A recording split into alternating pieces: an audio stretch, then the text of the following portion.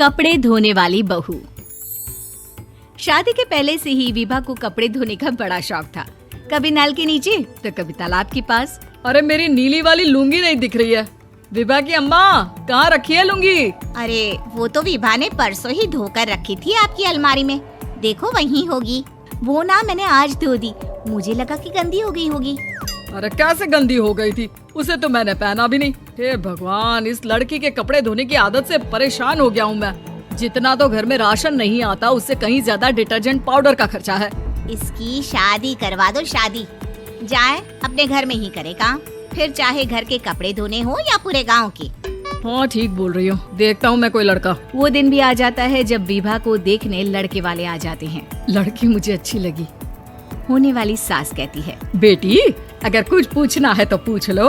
वैसे तो हमारी लड़की बहुत ही शर्मीली है, जो बोल दो वो मान लेती है, इसे क्या पूछना होगा। अरे कैसी बात कर रही हो माँ, मुझे इन लोगों के घर रहना है, सवाल तो कई है।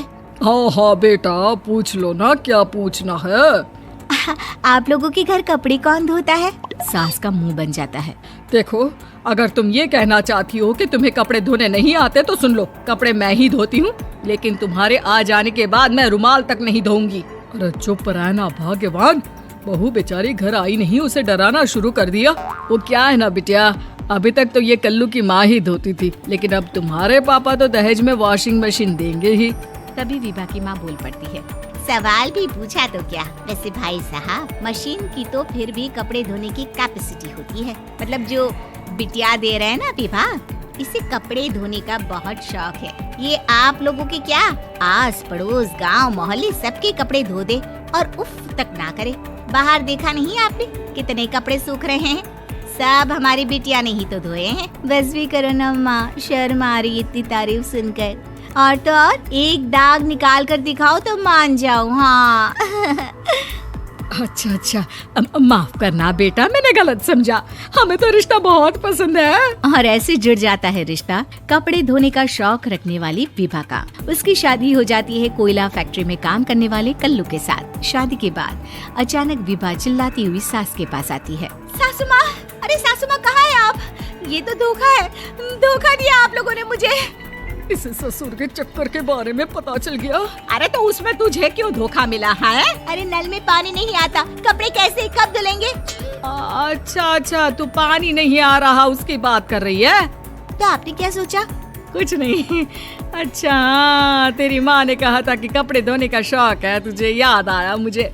शौक बोलकर कपड़े धोने वाले मेरे जुनून को कम ना आके सासू माँ, कपड़ा धोना मेरा गुरूर है।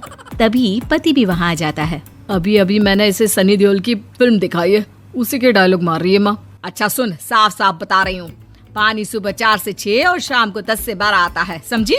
विभा टाइमिंग सुनकर हैरान हो जाती है। ये क्या भूतों का मोहल्ला है? सुबह 4 बजे उठकर कौन कपड़े धोता है? 4 बजे टंकी में पानी जाता है, फिर सारा दिन धोना ना, किसने मना किया? अरे कैसी बात कर रही हैं? 200 लीटर की टंकी में कितने कपड़े धो लूंगी मैं, सुबह ही उठ जाऊंगी मैं। अब क्या था, विभा सुबह 4 से लेकर रात के 12 बजे तक कपड़े ही धोती रहती। एक रोज सास पड़ोस से निकलकर कहीं जा रही होती है कि साथ वाली कहती है, हाँ कल्लू की माँ, जरा ये बताओ कि 2 साड़ी है, 2 ब्लाउज और एक पेटीकोट और एक नाड़े वाला लंबा कच्छा। हाँ तो? अरे तो क्या, कितना लोगी धुलाई ये बताओ। धोबन दिख रहे हैं हम क्या? हमारे पति सरकारी नौकरी से अभी रिटायर हुए हैं और बेटा सुपरवाइजर है कोयला फैक्ट्री में। धोबन समझ रखा है हमें? हाय रे कल्लू की अम्मा, माफ कर दो, वो तो मोहल्ले में यही सब बता रहे थे कि तुमने बहू को कपड़ा धुलवाने के काम में लगा दिया है। सास को पड़ोसन की बात सुनकर गुस्सा आ जाता है। वो घर पहुंचती है जहां घर के बाहर ही इतने सारे कपड़े सूख रहे होते हैं जितने कि किसी धोबन के घर पर। अरे ओ कल्लू की दुल्हन, बाहर निकल। माँ जी यहीं आ जाओ, बाथरूम में चादर धो रहे हैं हम। अरे अभी हम धोते हैं, तुमको बाहर निकलो। ये आस पड़ोस वाले बोल रहे हैं कि हम बहू से कपड़े धुलवा कर उसे कपड़ा धोने वाली बना दिए हैं। अरे छोड़ो ना माँ जी, किन लोगों की बातों में आती हो? आस पास के लोगों का तो काम ही होता है कि वो किसी तरह सास बहू को लड़ा दे। बहू सारे घर के कपड़े धोती है, ये क्या कम है? बोलिए। सास को भी लग जाता है कि वो बहू का ये सनकीपन नहीं छुड़वा सकती, इससे अच्छा है कि खुद ही चुप हो जाए। एक रोज सास और बहू मंदिर जाते हैं, जहाँ सास की साड़ी वहाँ खड़ी भीख मांगने वाली से मिलती है। माँ जी क्या बात है?